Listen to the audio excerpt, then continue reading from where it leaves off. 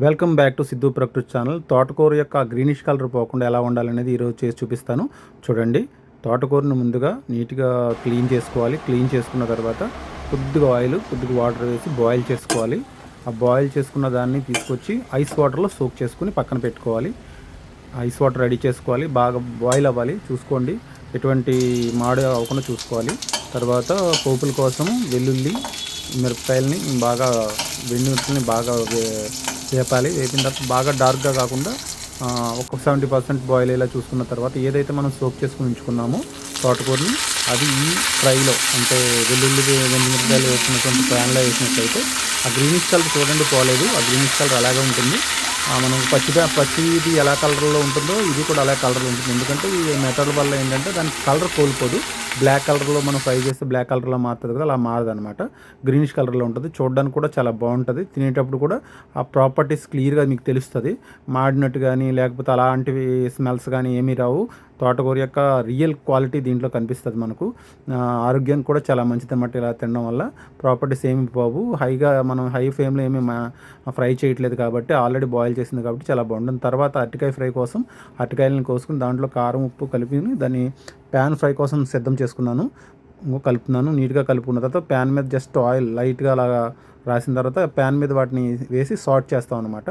Sort చేయడం వల్ల ఏంటంటే మనకి కావాల్సినట్టు క్రిస్పీనెస్ వస్తుంది. ఒకదాని తర్వాత ఒకటి ఫ్రై చేసుకుంటూ వెళ్ళాలి. కొద్దిగా టైం పడుతుంది, బట్ క్రిస్పీనెస్ రావాలంటే కొద్దిగా కష్టపడాలి, తప్పదు. ఎండ ఎక్కువ ఉంది, బయట ఫుడ్ తినడం అంత ఆరోగ్యకరం కాదు కాబట్టి ఇంట్లోనే కష్టమైనా చేసుకోవాలి. ఇలాగ సార్ట్ చేసుకున్న తర్వాత మనకి ఇలా క్రిస్పీగా ఉన్నటువంటి బనానా ఫ్రై తయారవుతుంది. ఇది చాలా బాగుంటుంది. తర్వాత టమాటా ఆమ్లెట్ వేసుకుంటున్నాను. టమాటా ఆమ్లెట్కి అన్నీ సిద్ధం చేసుకున్నాను. టమాటాలు కట్ చేసుకుని ఎగ్స్ బాయిల్ చేసి దాంట్లో నీట్గా తయారు చేసుకున్నాను. స్లరీని తీసుకొచ్చి ప్యాన్లో వేయడం జరిగింది. చూసారా ఎంత చూడడానికి ఎంత క్లియర్గా అందంగా కనిపిస్తుందో, తినడానికి కూడా అంతే రుచిగా ఉంటుంది. వేడివేడిగా తింటే ఇంకా అద్భుతంగా ఉంటుంది. అన్నీ రెడీ చేసుకున్నాను. ఆమ్లెట్ అయితే సిద్ధమైపోయింది. ఇవన్నీ కూడా ప్లేటింగ్ చేసుకున్నాను. ప్లేటింగ్ చేసుకున్న తర్వాత తినడానికి సిద్ధపడడానికి ముందు ప్లేటింగ్ ఎలా ఉందనేది చూడండి. తోటకూర ఫ్రై, అరటికాయ ఫ్రై, తర్వాత రైస్ కూడా దీంతో సైమల్టేనియస్గా వండేసుకున్నాను. తర్వాత ఇంట్లో గులాబ్ జామ్ ఉంది. గులాబ్ జామ్ కూడా నేను సిద్ధం చేసుకున్నాను. దాంతోపాటు కీరా దోశ రెడీగా ఉన్నాయి. అన్నీ రెడీ చేసుకున్నాను. ప్లేటింగ్లో అన్నీ పెట్టుకున్నాను.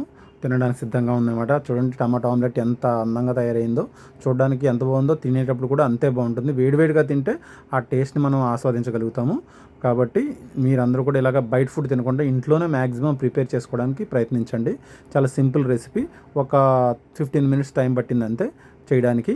కొద్దిగా ఎండ ఎక్కువ ఉంది కాబట్టి బయట ఫుడ్, మసాలా ఫుడ్ తినడం అంత ఆరోగ్యానికి మంచిది కాదు కాబట్టి మనం ఇంట్లోనే ఆహార పదార్థాలు తయారు చేసుకోవాలి. అలాగే వాతావరణంలో వేడి తగ్గించడానికి బాధ్యతగా అందరం కూడా మొక్కలు నాటడం, చెట్లను నరకకుండా ఉండడం, పర్యావరణాన్ని రక్షించాల్సిన బాధ్యత మనదే.